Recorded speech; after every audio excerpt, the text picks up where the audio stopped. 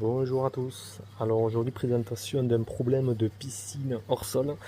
Donc le fond de la piscine, il y a des algues mortes.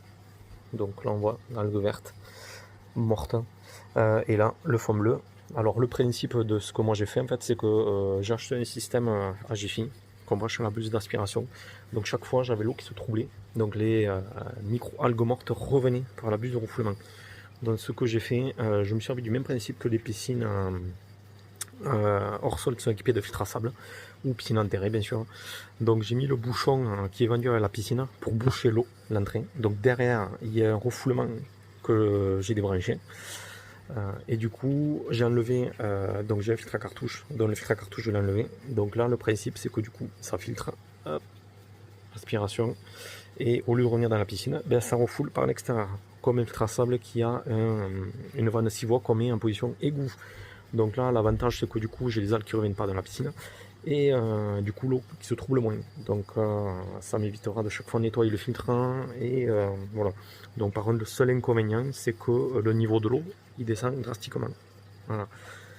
Donc je vais juste faire un petit appoint après, et puis voilà. Donc là, je vais vous montrer avec vous au niveau de l'aspiration.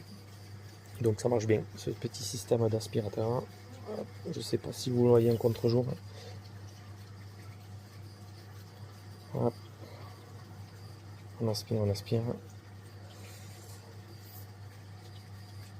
Voilà. Voilà la petite bande là. C'est pareil. Voilà. Donc par contre il faut aller super vite parce que du coup vu que le niveau de l'eau baisse, il va falloir faire très très attention.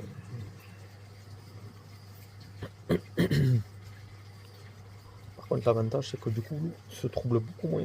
Donc du coup on voit vite.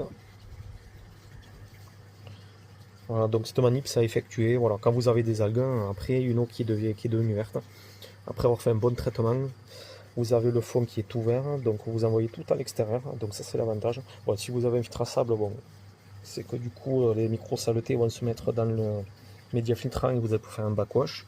Mais quand vous avez un filtre à cartouche, c'est plus contraignant. Donc comme dans mon cas moi, donc les algues revenaient chaque fois, enfin le tapis d'algues au fond. Et l'eau se troublait, donc c'était compliqué. Chaque fois je testais la chimie était parfaite, hein, je comprenais pas. Donc du coup, là, ça va devenir parfait au niveau de l'eau. Voilà, donc je fais un petit carré.